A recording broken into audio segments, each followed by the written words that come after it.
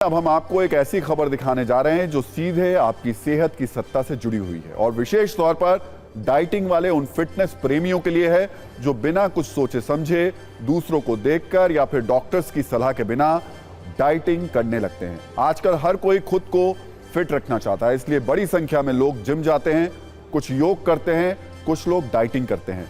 लेकिन इस देश में ऐसे लोगों की संख्या भी बहुत ज्यादा है जो फिट रहने और जल्दी वजन घटाने के लिए इंटरमिटेंट फास्टिंग का इस्तेमाल करते हैं। आज ऐसे सभी लोगों के लिए एक बहुत चिंताजनक नोटिफिकेशन आया है, लेकिन इस खबर को दिखाने से पहले हम आपसे कुछ जरूरी सवाल भी पूछना चाहते हैं। क्या आप भी फिट रहने के लिए किसी डाइट चार्ट को फॉलो कर रहे हैं?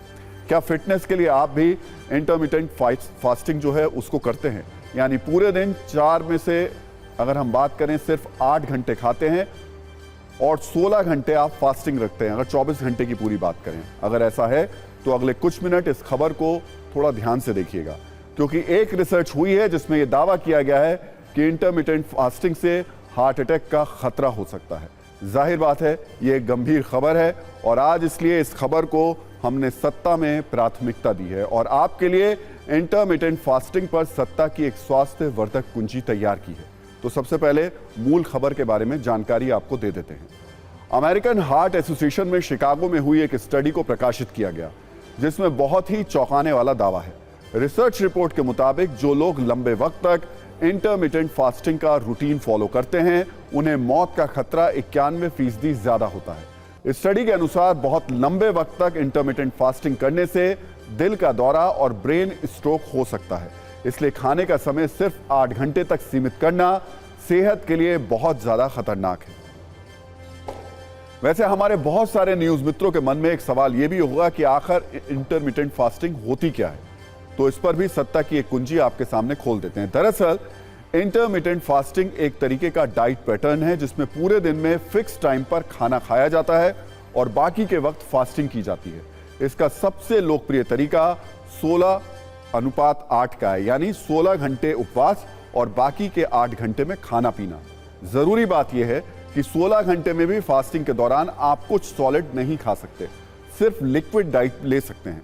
इस तरीके का डाइट प्लान फॉलो करने के पीछे तर्क यह दिया जाता है कि जब खाने के बीच गैप ज्यादा हो तो इससे शरीर कैलोरी और फैट को तेजी से बर्न करता है और इससे वेट लॉस करने में मदद मिलती है। लेकिन अमेरिकन हार्ट एसोसिएशन में छपी एक स्टडी ने इंटरमिटेंट फास्टिंग के इस तरीके पर सवाल खड़े कर दिए हैं। वैसे आज हमने भी इंटरमिटेंट फास्टिंग पर एक रिसर्च की तो एक चौंकाने वाली बात यह पता चली कि पहले भी इसे लेकर कुछ स्टडी में खतरे का अलार्म बजाया गया है, खासकर महिलाओं के लिए।